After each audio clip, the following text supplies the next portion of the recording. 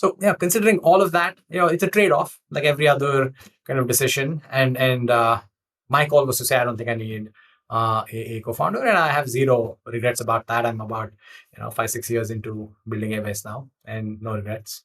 Yeah, that's a very thoughtful answer. I love the way you broke down the thought process in terms of when should it make sense, and again, kind of going through that list. I guess it was a lot clearer to you at the time that right now it didn't seem to make a bunch of sense, and I guess every time you took a step forward and the business got some more and more traction, it was like, okay, still makes sense. I can still keep going, and so on. So that was one piece of conventional wisdom that you didn't follow.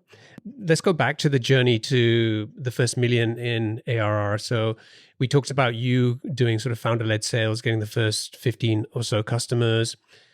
The other, I guess, conventional wisdom we often hear is, okay, once you've kind of done the founder-led sales, bring in some A's, build maybe potentially some junior people around you, people who can grow into maybe potentially senior roles and so on, but don't go and hire a VP of sales. And you hired a VP of sales. Yeah, my first full-time sales hire was my VP of sales, and that decision, by the way, is tied to my decision to not have co-founders, right? So typically, I think it's fine to follow this advice that do founder-led sales initially. I think that's absolutely important. I think in the early days, founders should spend a lot of time talking to customers, right? Like, if you as a founder are hiding behind conversations with customers, company's going to fail, like high probability, right? And so you have to kind of take the punches, listen to the tough feedback, like whatever it might be, and expose yourself to the pain, every day, even today. We're a growth stage company and lots of customers, all that kind of stuff. But I spend multiple hours every week speaking to customers, right? Because there is nothing more valuable than speaking to customers about their pain and how you're doing and what you could be doing better and things like that, right? And so that's one thing. But now going back to the who should you hire first from a sales perspective, if you have somebody, one of the co-founders who's like fully focused on sales and somebody else is fully focused on building on the product, iterating on the product, all that kind of stuff, I think that makes sense. Effectively, that co-founder is your VP of sales, right? And so they can go and hire their first, couple of AEs and make those account executives successful, write the playbook initially for how you move from a founder-led sales model to an AE-led sales model. And you can start that process and you can write the initial version of that playbook. And at some point, you can bring in a VP of sales who can scale that playbook, right? How do I go from 2 AEs? And I know there's a model that's working. And so how do I add more capacity and how do I build more pipeline and blah, blah, blah. Like how do you kind of take it to the next level? But in my case, if I had done that, then I would now be the VP of sales and I would be the VP of engineering and I would be kind of the one responsible for fully building the product and moving that side forward. And I would be the one responsible for managing the go-to-market kind of effort for the business. And that would not have been a good idea. I would not be setting the company up for success if I try to do both. So my call there was, I'm going to find a VP of sales, because it's also true that a true kind of very mature, experienced VP of sales will likely not want to come and be the first kind of employee at a business. It requires, at least most VP of sales will not want to do that in the market because they have options. They just want to go in where the risk is the lowest for them. And they just want to go in where the playbook has been figured out. You have a bunch of customers, you have product market fit.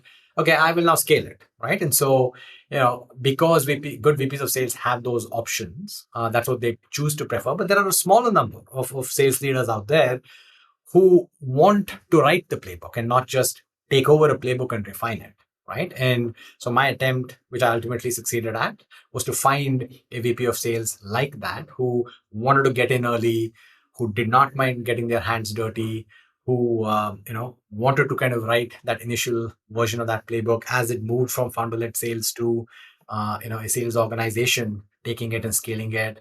And I was lucky that I kind of found that kind of a person, and so it worked out, right? And that sales leader got us past our first 120 customers or something like that, and it's a whole other conversation for how sales leaders scale and grow and fit for different stages of maturity of the business and that kind of stuff. But again, the lesson I've taken away with a lot of these decisions is don't take advice in a cookie cutter manner, right? Because a lot of the advice may not really apply to you.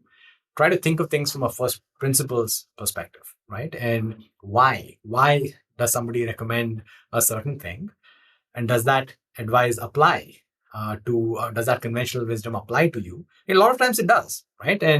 But if you think about something from first principles, which should also apply to your product, by the way, right? And so you should really think about the problem from a first principles perspective, and then the solution to that problem from a first principles perspective, and that's a whole other, I guess, conversation. But a lot of these quote unquote conventional wisdom kind of aspects, if you really ask yourself if that applies to you, and if you're thinking about it from first principles, sometimes the answer is no. And so I think that's kind of what happened in my journey.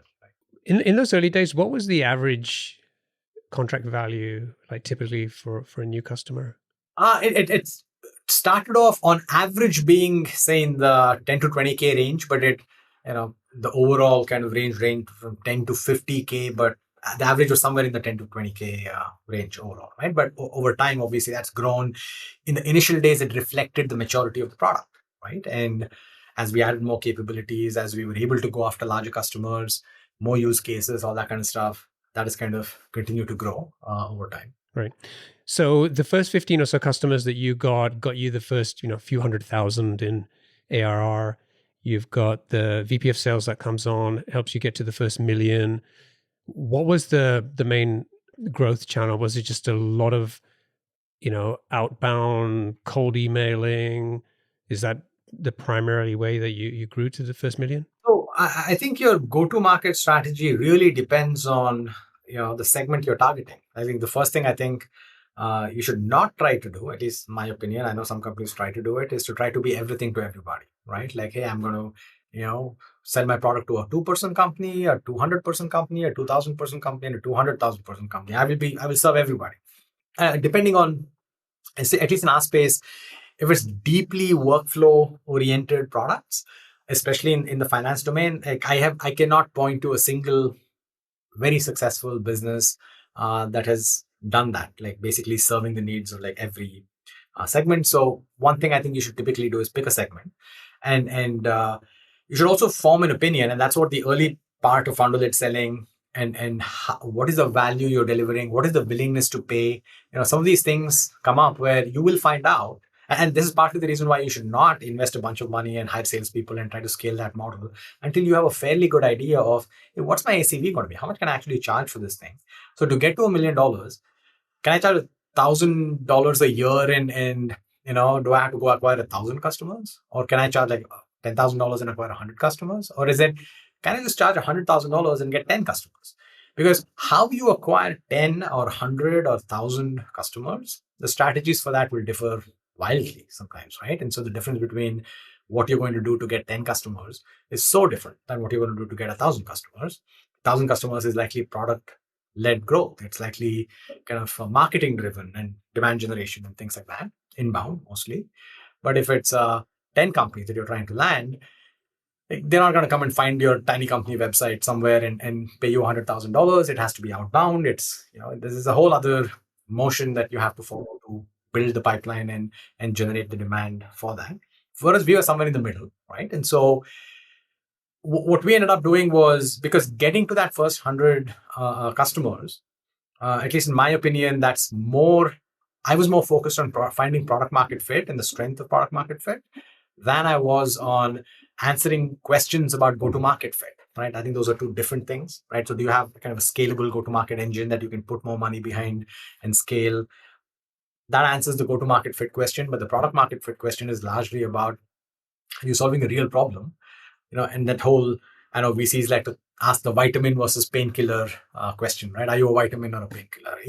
Yes, a bit of a cliche, but yes, you want to be a painkiller, especially in bad kind of macro environments and all that. You don't want to be the vitamin that gets cut, and you want to be important enough to the business. So you're trying to figure out those things, right? So am I, a painkiller? Am I a system of record? Am I seeing the right kind of adoption and usage? And when I ask questions like, hey, if you just lost this tool tomorrow, like, would you be really disappointed? And the NPS like questions that you're trying to build confidence around, getting to the right answers there and intellectually honest answers there was what I was focused on, getting to those first 100 customers. And for us, it was not trying to make it programmatic or scalable.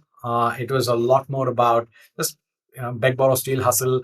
A lot of those customers came through the network, right? So my network, other employees' networks, investors, network, and a bunch of customers came that way, word of mouth. We also focused in the early days what we thought of as the give get kind of model, right? Like, how do you give value first, right? And so you just don't want to reach out to somebody and say, hey, buy this thing from me that I want to sell to you, right? It's how do you just give value? And we did things like create a finance community, and today that Slack community has about 5,000 people in it, and it's kind of a no sales zone, and people can come and connect to each other. And yes, they know it's an Airbase community and all of that, but how do you give value, right? I mean, that kind of a community didn't exist for finance and accounting professionals. And we also started this webinar interview series called Path to Becoming a CFO. Like, this is another way to add value where using my network and in investor networks, I interviewed CFOs from Salesforce and Twitter and Zendesk and HubSpot and Robinhood and all of these well-known companies, because that was value to our target audience. Because as a founder, I have consumed a lot of content of founders and CEOs and folks further along the journey from me, and I've learned from it, right? And so that's aspirational. I want to build companies like them, and I want to build a public company hopefully someday. And so I've kind of found that kind of stuff interesting. So my question was, okay, to my buyer, once you have an identified buyer, how can you create useful aspirational content? And for our buyer, controllers and CFOs of smaller companies, becoming a CFO of a recognizable brand name public company was aspirational. And so their life stories, how they got there, and so that was kind of useful. And so that what allowed us to reach out to people, just offering them value and to get the positive brand association going. So we did stuff like that for the most part, right? And so yeah, we had a bunch of these experiments around paid kind of marketing and all that kind of stuff. But for the most part, it was try a whole bunch of stuff, largely focused on kind of providing value back to folks first, and that included organizing dinners. And as it turned out, at least back then, controllers are not the persona that is invited to lots of dinners and networking events and all that kind of stuff, right? And sales leaders and marketing leaders are bombarded with lots of asks and requests and invitations and things like that, but the controller is not, right? And so those kinds of things helped. And we found that they really wanted to network and they wanted to kind of participate, in some of these events, and they got value, especially if it was a useful, discussion at a forum that you created.